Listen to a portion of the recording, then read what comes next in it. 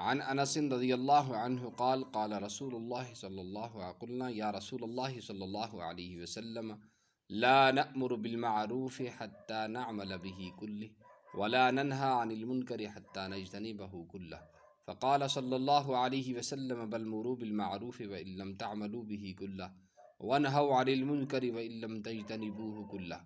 حضرت انس رضی اللہ تعالیٰ عنہ سے روایت ہے کہ ہم نے عرض کیا یا رسول اللہ صلی اللہ علیہ وسلم ہم بھلائیوں کا حکم نہ کریں جب تک خود تمام پر عمل نہ کریں، اور برائیوں سے منع نہ کریں جب تک خود تمام برائیوں سے نہ بچیں۔ حضور اقدس صلی اللہ علیہ وسلم نے ارشاد فرمایا نہیں بلکہ تم بھلی باتوں کا حکم کرو اگرچہ تم خود ان سب کے پابند نہ ہو، اور برائیوں سے منع کرو اگرچہ تم خود ان سب سے نہ بچ رہے ہو۔ حضرت انس رضی اللہ تعالیٰ عنہ سے روایت ہے کہ ہم نے عرض کیا یا رسول اللہ صلی اللہ علیہ وسلم ہم بھلائیوں کا حکم نہ کریں جب تک کہ خود تمام پر عمل نہ کریں، اور برائیوں سے منع نہ کریں جب تک کہ خود تمام برائیوں سے نہ بچیں۔ حضور اقدس صلی اللہ علیہ وسلم نے ارشاد فرمایا نہیں بلکہ تم بھلی باتوں کا حکم کرو اگرچہ تم خود ان سب کے پابند نہ ہو، اور برائیوں سے منع کرو اگرچہ خود ان سب سے نہ بچ رہے ہو۔ پانچویں وجہ یہ ہے کہ ہم سمجھ رہے ہیں کہ جگہ جگہ مدارس دینیہ کا قیام ہونا، علماء کا وعظ و نصیحت کرنا، خانقاہوں کا آباد ہونا، مذہبی کتابوں کا تصنیف ہونا، رسالوں کا جاری ہونا، سب امر بالمعروف اور نہی عن المنکر کے شعبے ہیں، اور ان کے ذریعے اس فریضہ کی ادائیگی ہو رہی ہے۔ اس میں شک نہیں کہ ان سب اداروں کا قیام اور بقا بہت ضروری ہے، اور ان کی جانب اعتناء اور توجہ اہم امور میں سے ہے۔ اس لیے کہ دین کی جو کچھ تھوڑی سی جھلک دکھائی دے رہی ہے وہ انہی اداروں کے مبارک آثار ہیں، لیکن پھر بھی اگر غور سے دیکھا جائے تو ہماری موجودہ ضرورت کے لیے یہ ادارے کافی نہیں، اور ان پر اکتفا کرنا ہماری کھلی غلطی ہے۔ اس لیے ہم ان اداروں سے اس وقت نفع اٹھا سکتے ہیں جب ہم میں دین کا شوق اور طلب ہو، اور مذہب کی وقعت اور عظمت ہو۔ اب سے 50 سال پہلے ہم میں شوق و طلب موجود تھا اور ایمانی جھلک دکھائی دیتی تھی، اس لیے ان اداروں کا قیام ہمارے لیے کافی تھا۔ یعنی کہ آج تو تقریباً 100 سال پہلا درسگاہ ہی ہوئے تھا تو دین پہ چل نہیں تھا لوگ، مگر لوگوں کے اندر کیا ہوا تھا؟ شوق ہوا تھا۔ مگر آج کتنا سال اس صورت 50 ہی سال ہوا ہے، 100 سال ہو گئے، اور کتنا ضروری ہے ہمارا کہ دین کو کم کرنا، دین کا کم وقت لے کر۔ لیکن آج غیر اقوام کی انتھک کوششوں نے ہمارے اسلامی جذبات بالکل فنا کر دیے، اور طلب و رغبت کے بجائے آج ہم مذہب سے متنفر اور بیزار نظر آتے ہیں۔ ایسی حالت میں ہمارے لیے ضروری ہے کہ ہم مستقل کوئی تحریک ایسی شروع کریں جس سے عوام میں دین کے ساتھ تعلق اور شوق و رغبت پیدا ہو، اور ان کے سوئے ہوئے جذبات بیدار ہوں۔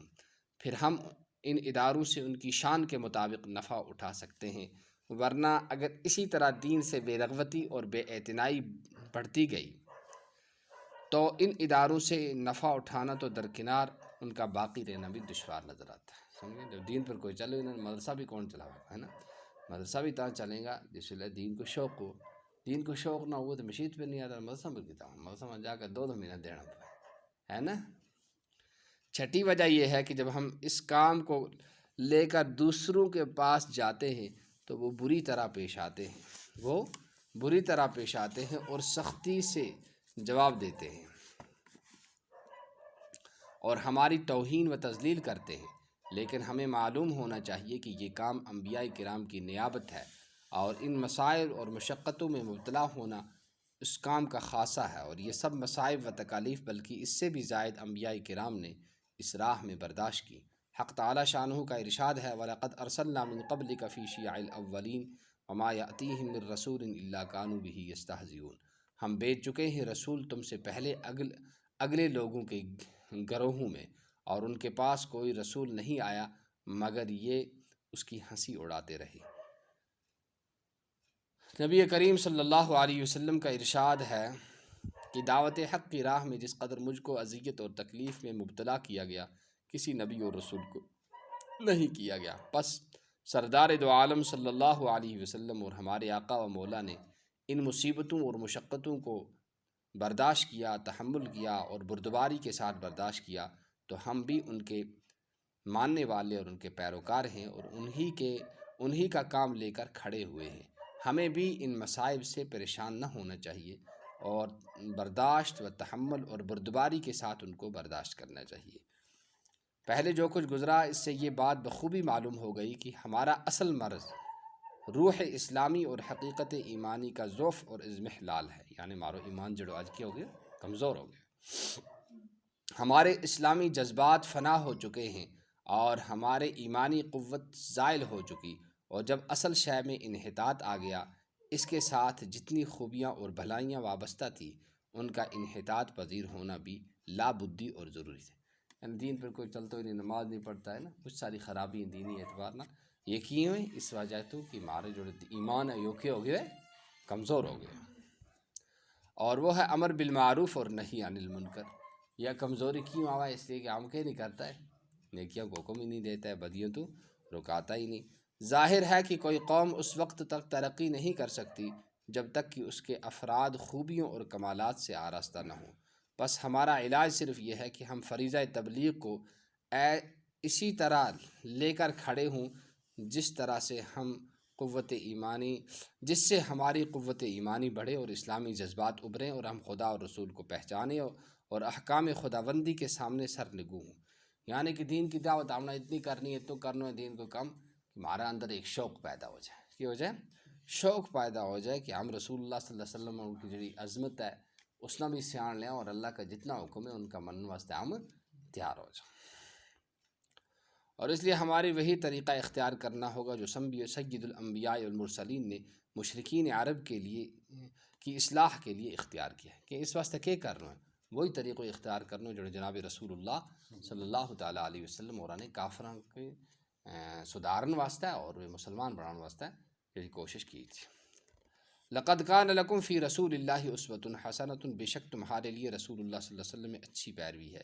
اسی کی جانب امام مالک رضی اللہ تعالی عنہ فرماتے ہیں لن یصلح آخر هذه الامة الا ما صلح اولها، یعنی اس امت محمدیہ کے آخر میں آنے والے لوگوں کی ہرگز اصلاح نہیں ہو سکتی جب تک وہی طریقہ اختیار نہ کیا جائے جس نے ابتدا میں اصلاح کی۔ یعنی کہ جس رسول اللہ صلی اللہ علیہ وسلم نے کی کم اسے رامنا بھی کرنا تاں جا کے لوگ سدھریں گا اور لوگ آپ بھی دین پہ آ جائیں گا۔ جس وقت نبی کریم صلی اللہ تعالیٰ علیہ وسلم دعوت حق لے کر کھڑے ہوئے، آپ تنہا تھے، کوئی نال نہیں تھا، کوئی آپ کا ساتھی اور ہم خیال نہ تھا، دنیاوی کوئی طاقت آپ کو حاصل نہ تھی۔ آپ کی قوم میں خود سری اور خود رائی انتہا درجے کو پہنچے ہوئی تھی، ان میں سے کوئی حق بات سننے اور اطاعت کرنے پر آمادہ نہ تھا۔ بالخصوص جس کلمہ حق کی تبلیغ آپ صلی اللہ تعالی وسلم کرنے کھڑے ہوئے تھے، اس سے تمام قوم کے قلوب متنفر اور بیزار تھے، یعنی نفرت کریں تھا سارا لوگ جناب رسول اللہ صلی اللہ علیہ وسلم تو اور حضور صلی اللہ علیہ وسلم اور کا کلمہ جڑو تو اس تو۔ ان حالات میں کون سی طاقت تھی جس سے ایک مفلس و نادار بے یار و مددگار انسان نے تمام قوم کو اپنی طرف کھینچا؟ اب غور کیجئے کہ آخر وہ کیا چیز تھی جس کی طرف آپ نے مخلوق کو بلایا، اور جس شخص نے اس چیز کو پا لیا وہ ہمیشہ کے لیے آپ کا ہو رہا۔ پھر ایسا من کرے صحابہ کرام کہ پھر جناب رسول اللہ صلی اللہ علیہ وسلم کی جان بھی قربان کی، مگر کہ ایمان واسطے محنت کی انہوں نے۔ دنیا جانتی ہے کہ وہ صرف ایک سبق تھا جو آپ کا مطمخ نظر اور مقصود اصلی تھا، جس کو آپ نے لوگوں کے سامنے پیش کیا۔ اللہ تعبدوا الا اللہ اللہ نعبد الا اللہ ولا نشرک به شیئا ولا يتخذ بعضنا بعضا اربابا من دون اللہ، بجز اللہ تعالیٰ کے ہم کسی اور کی عبادت نہ کریں اور اللہ کے ساتھ کسی کو شریک نہ ٹھہرائیں، اور ہم میں سے کوئی دوسرے کو رب نہ قرار دے خدا تعالیٰ کو چھوڑ کر۔